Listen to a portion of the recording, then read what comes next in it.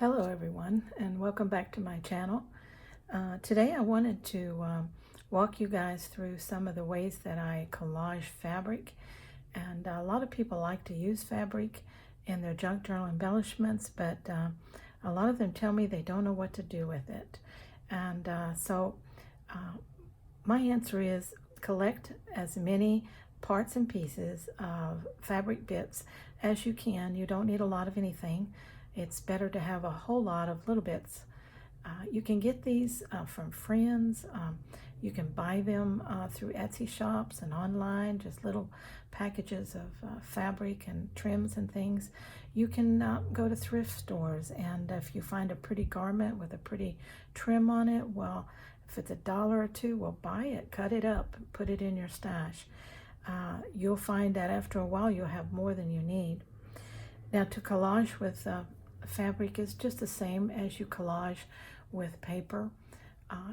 You know, when you start collaging clusters with paper and you start building your collages on your tags and pockets and things, you use a lot of elements and you use a lot of layers, probably more than you even realize. If you'd stop to count them, most of them have 4, 5, 6, sometimes 7 layers of different elements on top of each other. Same thing goes with fabric. Most of the time when I'm working with other people who are working with fabric and they don't like what they're doing, it's usually because they don't have enough elements. It's hardly ever the fault of having too much, but it's if you don't like it, it's usually a sense of it's not finished, it lacks something. So keep adding elements, keep collaging more layers until it gets to where it's pleasing to your eye and you like it. When you like it, you love it, that's where you stop. It doesn't matter what anybody else thinks. You have to love it because that's your style and it'll click in your head when you get there. Now on these are 4x4 cardstock that I am working on here.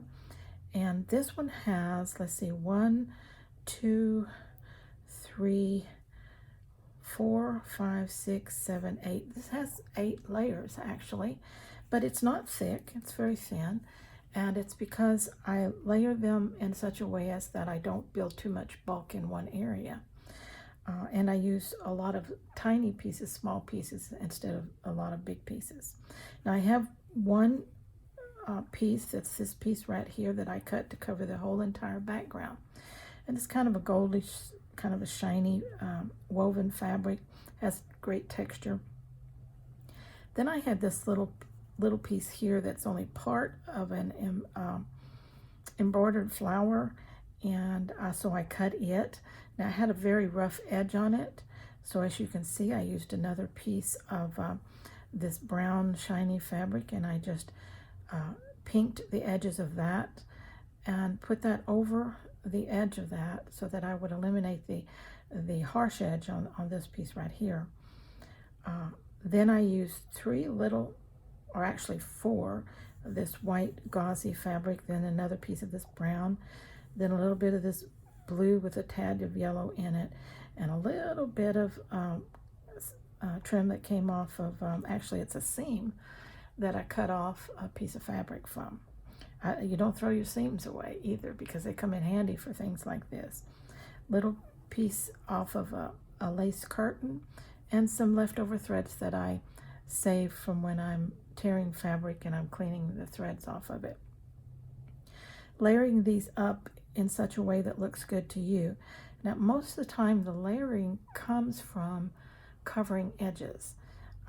You want your pieces to transition nicely. You don't want a sharp stop and start if you can help it. So that requires more layering, more collaging to break up edges and corners and so forth and so on. You don't want all straight angles. That's not very pleasing to the eye. You want texture. You want some softness and some boldness. You want different things to go in here that look good to you. You can see that these are just all put together. And then what I simply did was I zigzagged around the outside, came down the center of this that held all 3 pieces basically by just coming down this one piece. Then I went back up this outer piece here. Then I came back and went down the edge of this one right here, up, and went around and through the thread. Everything is tacked. Not everything is sewn solid. It doesn't have to be. There are edges that are loose, and that's okay because the piece is solidly sewn, and everything doesn't have to be flattened down with stitching. So that's one. Let me show you another one that's entirely different, but the same process. Now, this one I basically covered the underneath fabric, which was a very beigey fabric, again with a kind of a shiny surface. I wanted to use this piece here. It had this very interesting little tucking, gathering piece here, and it's in a pretty kind of burnished gold, and I liked that color.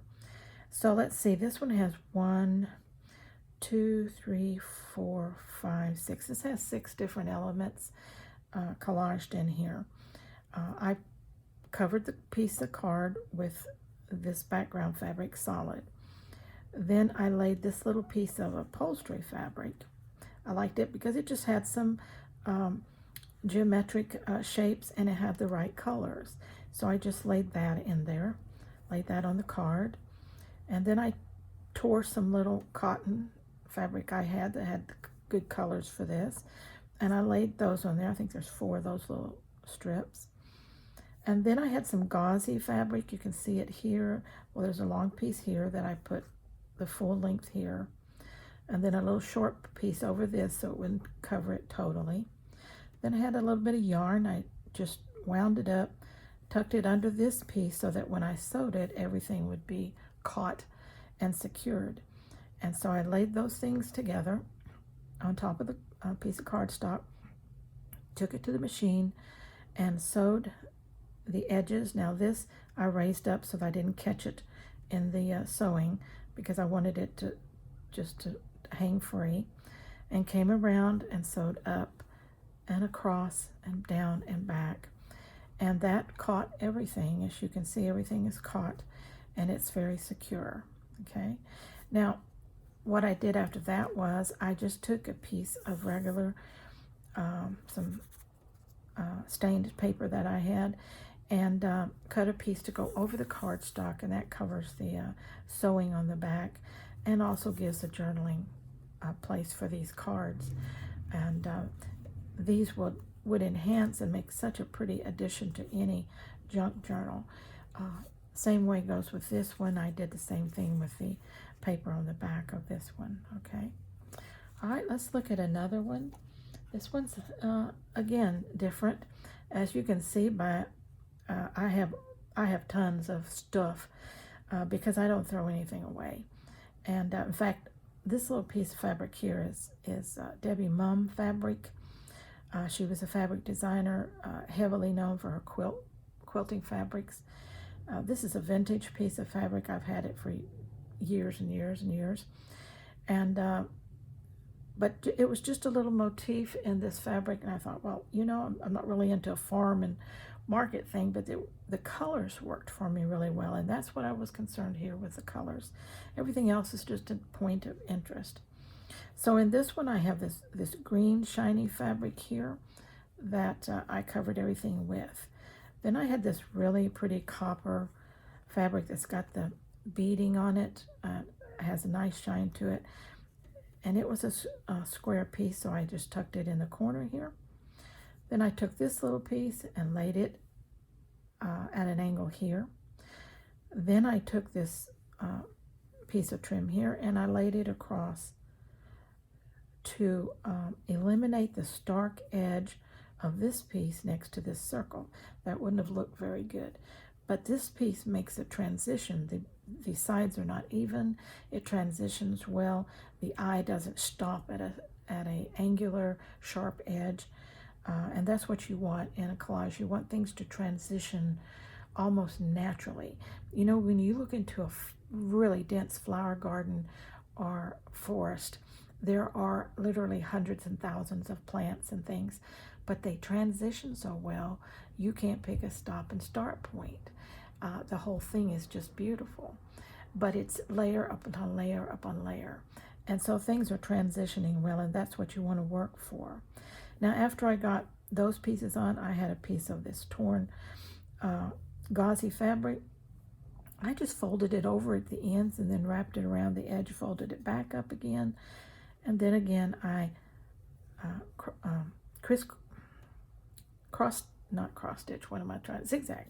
zigzagged around the edges, and then came across the center to secure all of that. And then I came back around and back up to make sure these edges. So while this is loose, it's still secured. This is loose over here, but it's still secured, and that's what you're looking for. Just key places that you can sew that will secure things, but you don't overstitch the piece, so that your elements all are very pretty. And again, this is just a piece of paper on the back, just glued on the back, gives some journaling area back here. Now these have all been in the browns, basically. I had a bunch of that out, so I went ahead and did 3 of those in that color. Then I grabbed another little stash of stuff I had, and it was in the pinks. And so again, let's see, we have the background, which was this solid piece of cranberry. So that's 1, 2, 3, 4, 5, 6, 7. There are 7 layers of 7 different elements layered into this collage too. Actually 8. I forgot about this one right here. This little piece of white with the pink on the end of it. So this one I put the cranberry all the way over the background. Then I laid this piece of trim, which I cut off of a formal dress that I found in a resale shop, and it made a lot of pretty lace for me to use. Then I had this almost burlap-y texture white fabric here. Then I had this silky shiny white fabric here with a little pink on the edge, so I tucked it out there so it would show. This is some yarn type stuff, and this is also a yarn, and this is some sequins that was again cut off of a formal dress. Save, salvage, and rescue all these things that you can. Throw them in a box, and when you have time and you don't want to really create things, just cut out elements that you can use and put them in a box, and so you'll have lots of little pieces to use when you get ready. Again, layering things so that there are no harsh, obvious edges. That's very important. There are obviously edges here. There's edges here and here and here and here, but by the time you finish, just this little simple loop here takes the interest away from the entire edge that goes along that, breaks the eye. The eye has to stop and pause and go, around the loop. And so the interest here is on the design and not on the sharp edges. And the colors are something that is so individual. It's hard to tell people how to use color because we all like different colors, and how we place them and what colors that we like that go together. I do try to stay a lot with complementary colors, but sometimes that's not possible either, and I'll make things that are in stark contrast to that. Again, when I create, I work for what I like. Not everybody is going to like my style. Not everybody will like your style, but the point is you like it, and if you like it, there are others who will admire it and like it too. So that's what you're working for. Please yourself, and there will be plenty of other people who are pleased by your work too. The most important point is to enjoy what you do, be proud of it, and when you get through, say, to me this is a little piece of art. This is little pieces of fabric art. I just love each and every one of them. They're different. they're collaged well in my mind. For me, the colors work, and the way I collage them works for me. Again, I put paper on the back, and these cards are designed, you can put them into envelopes or just tuck them into pockets or under tucks through belly bands and so forth and so on. They just are beautiful fabric embellishment for junk journals. Now, these will eventually find their way into my Etsy shop as I am working on more of those this week. But I wanted to kind of take you through the process so that those of you who want to work with fabric and want to try some of these collaging elements on your own might find something useful in my explanation of how I work them out. So I hope you've enjoyed this video, and I hope you'll try it out. And if you do, let me know. You can, if you're interested, join my Facebook group, Junk Journal Junction, and come in there and show us your projects. And if you make some of these, I just love to see them. So join and then post some of these as your work. We get inspired from each other. I'm always inspired by what other people do. I watch tons of videos. I love all the things I see posted in the groups that I'm in. I'm always just blown away by the creativity and the talent that I see in the junk journaling community. And it's so wonderful because there's so much diversity. It's really great that none of us are exactly alike. And so there's so much to learn from each other. So I'm going to end this video here today, and I hope that you enjoyed this and that you'll make some of these for yourself. Thank you so much for watching.